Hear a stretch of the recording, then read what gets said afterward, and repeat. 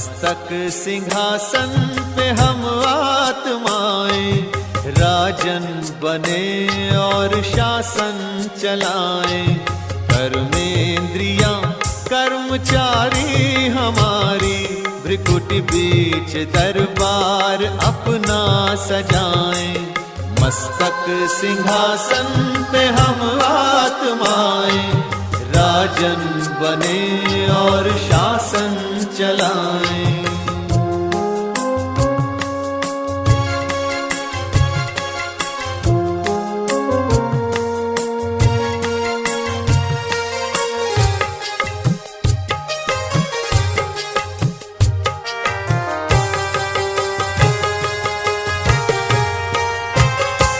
करे मंत्रणा मिलके मन मंत्री से, समाचार पूछे सजग संतरी से।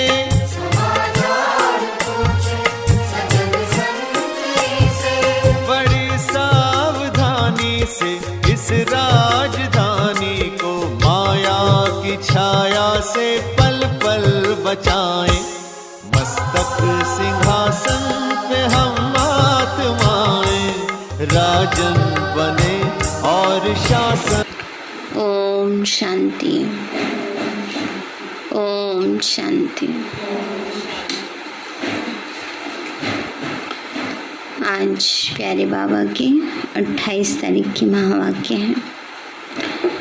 बाबा बोले, मीठे बच्चे, बाप आए हैं तुम्हें पुजारी से पूज्य बनाने, पूज्य से पुजारी और पुजारी से पूज्य बनने की पूरी कहानी तुम बच्चे जानते हो। बाबा ने कहा, पूज्य से पुजारी और पुजारी से पूज्य बनने की पूरी कहानी तुम बच्चे ही जानते हो।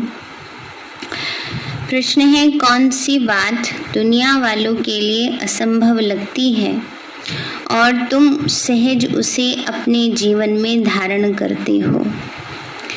बाबा बोले, दुनिया वाले समझते हैं कि गृहस्थ व्यवहार में रहते पवित्र रहना यह तो बिल्कुल असंभव है और तुम सहज धारण कर लेते हो। दुनिया वाले तो ये सोचते हैं ना, पवित्रता धारण करना बहुत मुश्किल है, और बाबा के बच्चे सहज धारण करते हैं क्योंकि जानते हो इससे स्वर्ग की बादशाही मिलती है। तो यह बहुत सस्ता सौदा हुआ ना। गीत है ये, कौन आज आया सवेरे सवेरे। ओम शांति। अंधियारा और सवेरा दुनिया के लिए बिल्कुल अलग है। वह तो कॉमन है, तुम बच्चों का सवेरा अनकॉमन है। बाबा ने कहा वो सवेरा, जैसे अभी सवेरा है फिर रात आएगी, तो बाबा ने कहा ये तो एक कॉमन बात है, रोज आता है। लेकिन जो सवेरा सतयुग वाला आने वाला है ये अनकॉमन है, असाधारण है। दुनिया को पता नहीं अंधियारा और सवेरा किसको कहा जाता है। वास्तव में यह अंधियारा और सवेरा सारे कल्प के इस पुरुषोत्तम संगम युग पर होता है। अभी अज्ञान अंधियारा दूर होता है। गाते भी हैं, ज्ञान सूर्य प्रगटा, अज्ञान अंधियारा विनाश। वह सूर्य तो रोशनी देने वाला है, ये है ज्ञान सूर्य की बात। भक्ति को अंधियारा और ज्ञान को रोशनी कहा जाता है। अभी तुम बच्चे जानते हो सवेरा हो रहा है, भक्ति मार्ग का अंधियारा पूरा हो जाता है। भक्ति को अज्ञान कहा जाता है क्योंकि जिसकी भक्ति करते हैं उनका ज्ञान कुछ भी नहीं है। वेस्ट ऑफ टाइम होता है, गुड़ियों की पूजा होती रहती है। आधा कल्प से यह गुड़ियों की पूजा होती है। पूजा जिसकी करते हैं उनका पूरा ज्ञान भी चाहिए। देवी देवताओं का है पूज्य घराना, वही पूज्य फिर पुजारी बनते हैं। पूज्य से पुजारी और पुजारी से पूज्य बनने की कितनी लंबी चौड़ी कहानी है। मनुष्य तो पुजारी पूज्य का अर्थ भी नहीं समझते। परम पिता परमात्मा आते ही हैं संगम पर, जबकि अंधियारा पूरा होता है, सवेरा बनाने आते हैं। परंतु उन्होंने कल्प के संगम युग के बदले युगे युगे अक्षर लिख दिया है। गीता में लिखा है ना, धर्म संस्थापनार्थाय संभवामि युगे युगे। बाबा कहते उसकी जगह आना था संगम युगे, वो भी कल्प के संगम युगे, क्योंकि बाकी जो संगम आते हैं वो गिरती कला में ले जाते हैं। ये कल्प का संगम है जिसमें स्वयं भगवान आते हैं। जब 4 युग पूरे होते हैं तो पुरानी दुनिया पूरी हो, फिर नई दुनिया शुरू होती है, तो इसको कहेंगे कल्याणकारी संगम युग। इस समय सब नरकवासी हैं। जब कोई मरता है तो कहते हैं स्वर्ग पधारा, तो जरूर नरक में था। यह कोई समझते नहीं है कि हम नरक में हैं। रावण ने सबकी बुद्धि को जैसे एकदम ताला लगा दिया है, सबकी बुद्धि एकदम मारी गई है। बाप समझाते हैं भारतवासियों की बुद्धि सबसे विशाल थी, फिर जब बिल्कुल ही पत्थर बुद्धि बन जाते हैं तब ही दुख पाते हैं। ड्रामा प्लान अनुसार बेसमझ बनना ही है, बेसमझ बनाती है माया। पूज्य को समझदार और पुजारी को बेसमझ कहा जाता है। कहते भी हैं हम नीच पापी हैं, परंतु समझदार कब थे यह पता नहीं। रावण रूपी माया बिल्कुल ही पत्थर बुद्धि बना देती है। अभी तुमको समझ आई है कि हम ही पूज्य थे, फिर हम ही क्या बने, पुजारी बने। अब पुजारी से बाबा फिर से क्या बना रहे हैं, पूज्य बना रहे हैं। अभी तुम बच्चों को खुशी होती है, बहुत दिनों से चिल्लाते आए हैं कि हमको शांति मिले अथवा जन्म मरण से छूट जाए, लेकिन इस माया की जंजीरों से मुक्ति हो जाए, यह ज्ञान भी किसी की बुद्धि में नहीं है। तुम जानते हो सीढ़ी उतरते आते हैं, सतयुग में तो फिर धीरे धीरे उतरते हैं, टाइम लगता है। सुख की सीढ़ी है, उतरने में टाइम लगता है, दुख की सीढ़ी जल्दी जल्दी उतरते हैं। माना जो सुख का समय होता है, अच्छा समय होता है, पास हो जाता है ना, और दुख में एक एक पल काटना मुश्किल हो जाता है।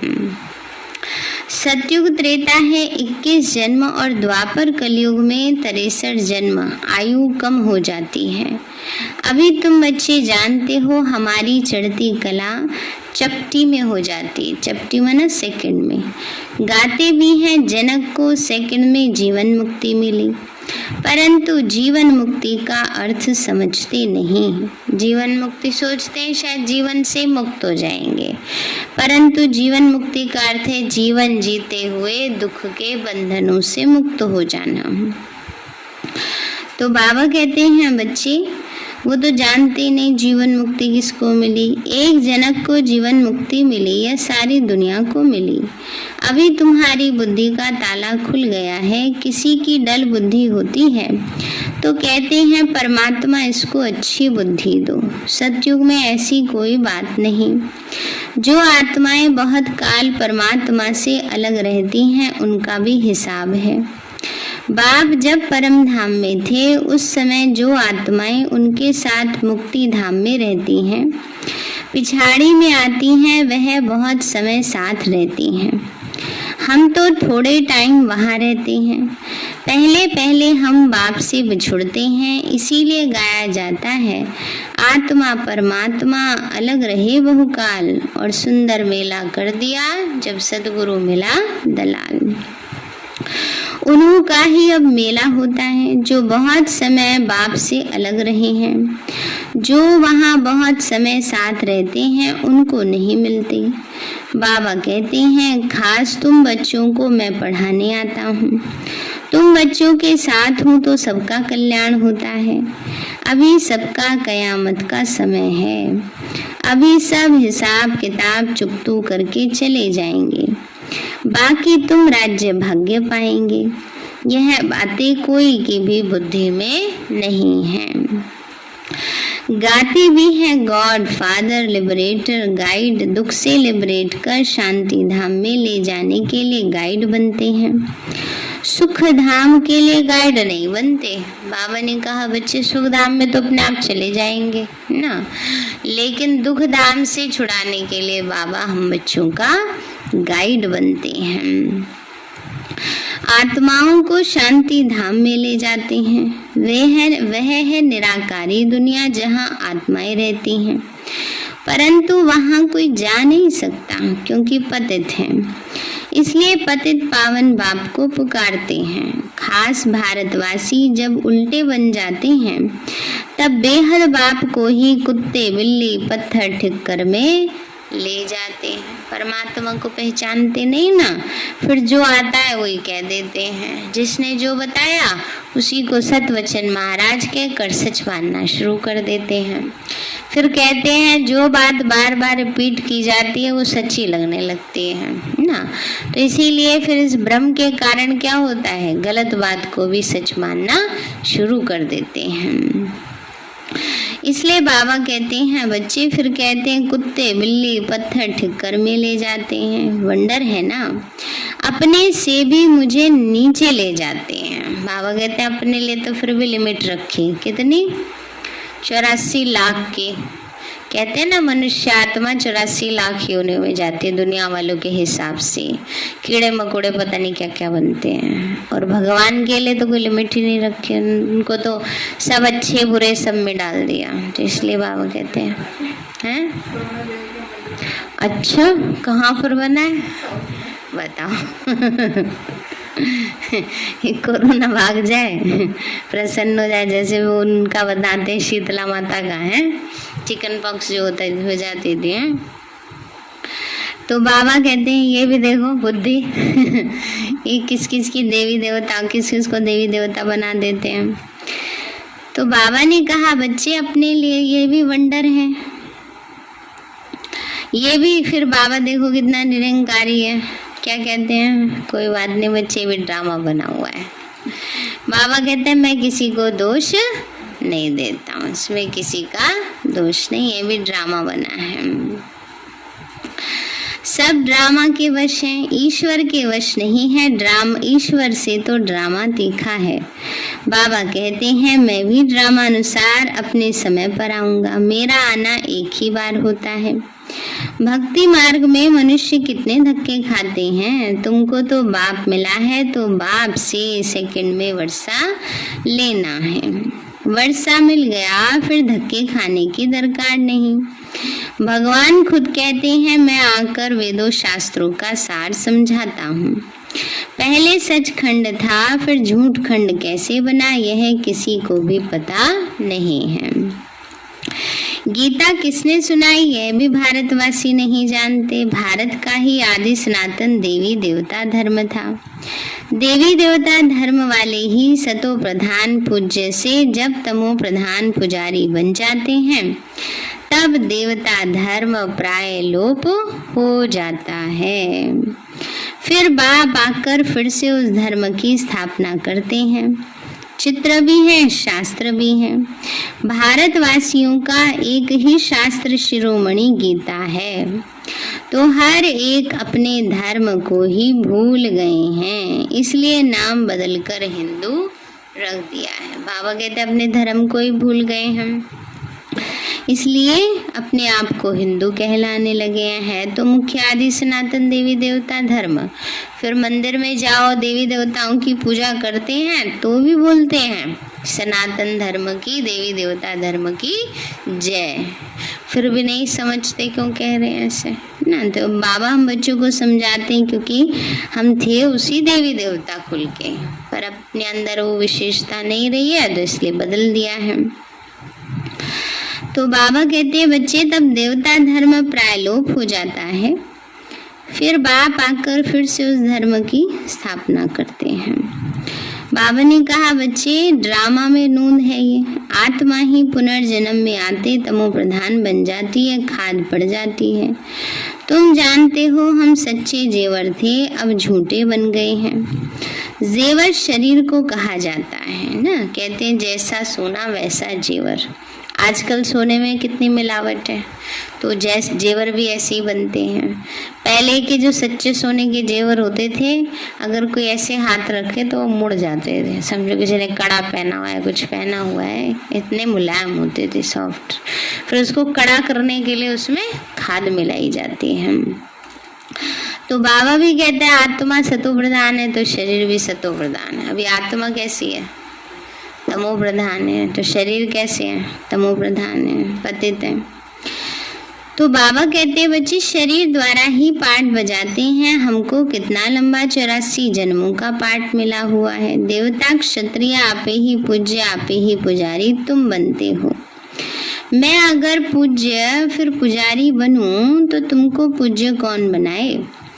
मैं तो एवर पावन ज्ञान का सागर पतित पावन हूँ। तुम ही पूज्य पुजारी बन दिन और रात में आए हो, परंतु वो लोग जानते नहीं। बाप समझाते हैं दुनिया झूठी बनती जाती है, तो इतनी झूठी कहानियां बैठ बनाए हैं ना। अभी क्या है, झूठ का बोलबाला है चारों तरफ ना।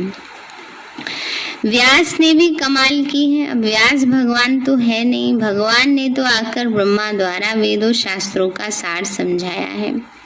उन्होंने शास्त्र दे दिए हैं ब्रह्मा को। अब भगवान कहाँ है?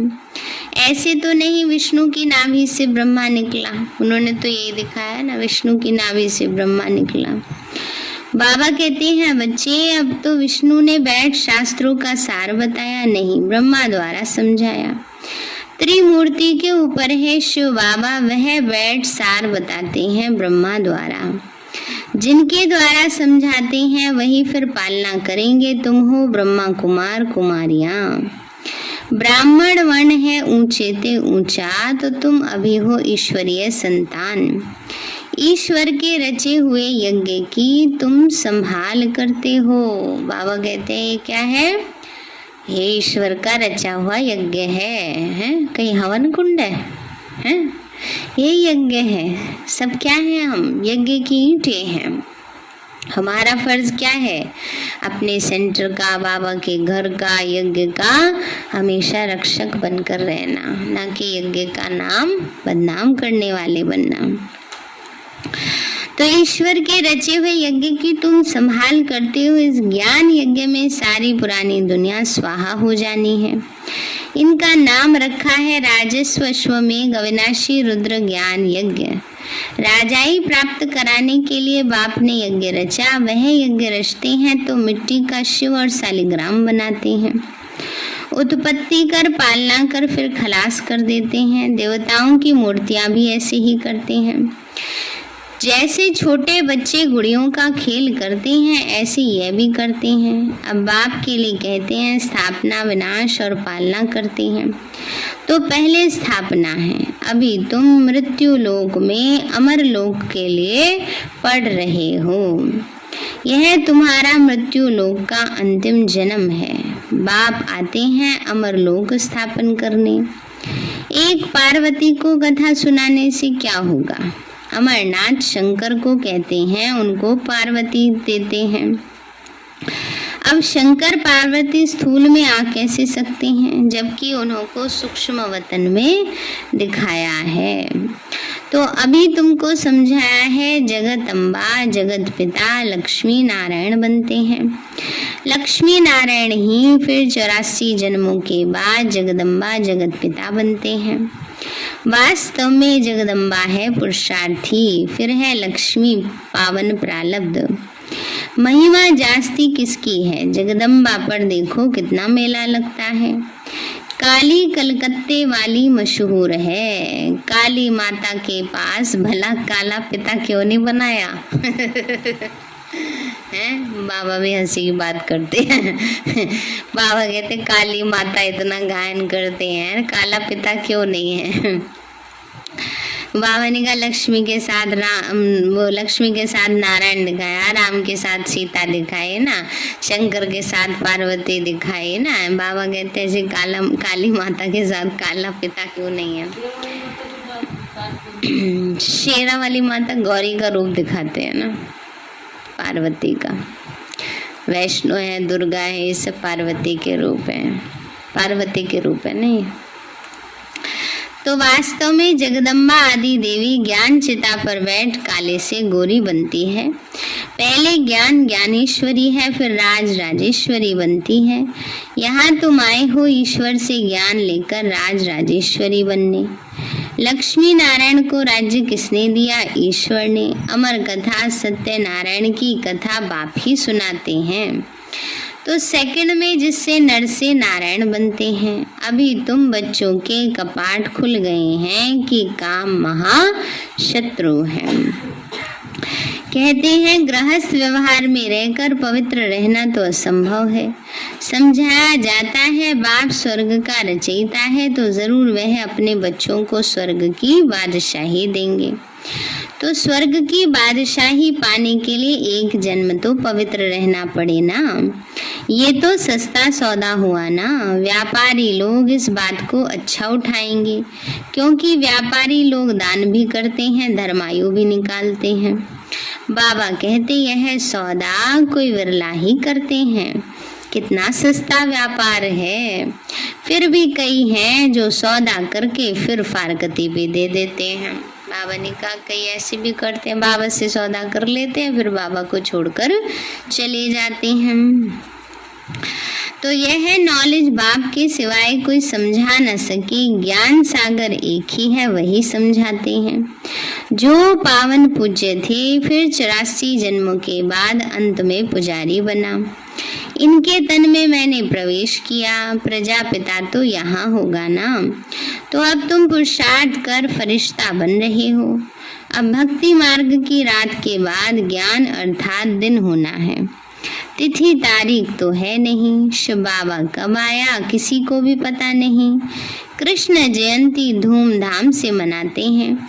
शिव जयंती का तो पूरा किसी को भी मालूम ही नहीं है। बाबा ने कहा देखो जन्माष्टमी कितने धूमधाम से मनाते हैं और शिवरात्रि तो कोई कोई मनाते कोई नहीं भी मनाते। अच्छा मीठे मीठे सिक्के लदे बच्चों प्रति माता पिता प्यार और गुड मॉर्निंग। रूहानी बाप की रूहानी बच्चों को नमस्ते। रूहानी हम बच्चों की रूहानी माता पिता बाप दादा को नमस्ते नमस्ते नमस्ते बाबा नमस्ते। धारणा के लिए मुख्य सार है इस कल्याणकारी युग में एक बाप से ही सच्ची सत्य नारायण की कथा अमर कथा सुननी है। बाकी जो कुछ सुना है उसे भूल जाना है। दूसरा है सत्युगी बादशाही लेने के लिए इस एक जन्म में पवित्र रहना है। फरिश्ता बनने का पुरुषार्थ करना है। बाबा ने कहा सत्युगी बादशाही लेने के लिए पावन बनना है और फरिश्ता बनने का पुरुषार्थ करना है। वरदान दिया बाबा ने बालक सो मालिकपन की स्मृति से सर्व खजानों के अधिकारी प्राप्ति संपन्न भव। बालक सो मालिकपन की स्मृति से सर्व खजानों के अधिकारी प्राप्ति संपन्न भव। बाबा बोले हम बाप से सर्व खजानों के बालक सो मालिक हैं, नेचुरल योगी हैं, नेचुरल स्वराज्य अधिकारी हैं। इस स्मृति से सर्व प्राप्ति संपन्न बनो। यही गीत सदा गाते रहो, पाना था सो पा लिया। खोया पाया यह खेल नहीं करो। खोया पाया एक विभाग भी है खोया पाया। बाबा कहते हैं कभी पाए मतलब ऐसे लगते हैं जैसे हाँ बाबा मिला संसार मिला। कि कई बार दिल शिकस्त हो जाते हैं, पता नहीं बाबा ऐसे क्यों हो रहा है, तब भूल जाते हैं जब टेंशन में आ जाते हैं।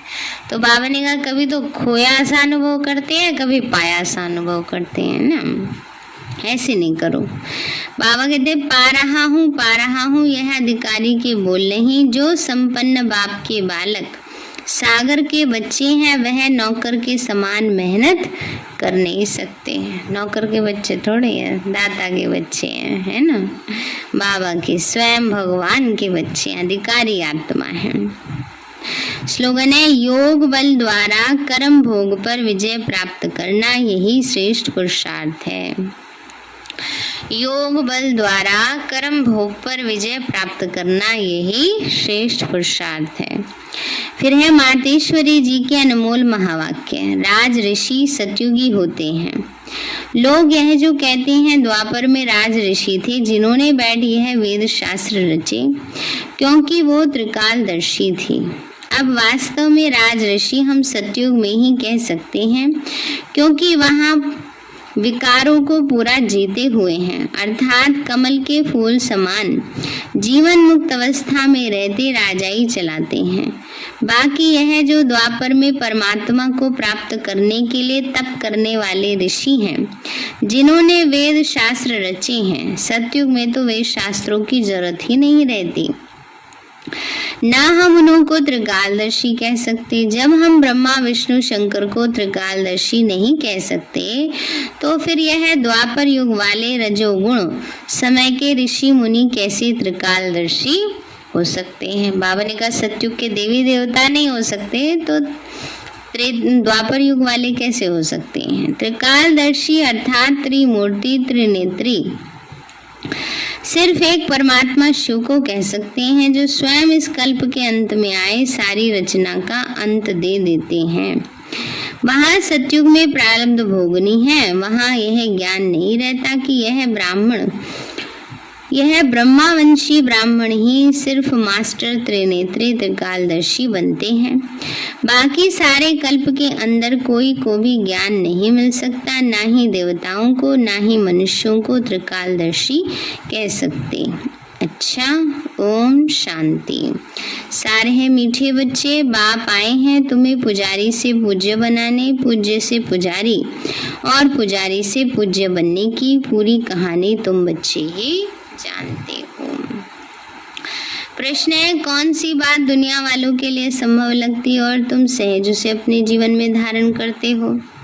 बाबा बोले, दुनिया वाले समझते हैं गृहस्थ व्यवहार में रहते पवित्र रहना ये तो बिल्कुल असंभव है, और तुम सहज धारण कर लेते हो क्योंकि जानते हो इससे स्वर्ग की बादशाही मिलती है। तो ये बहुत सस्ता सौदा हुआ ना। अच्छा, गीत है ये कौन आ जाया सवेरे सवेरे।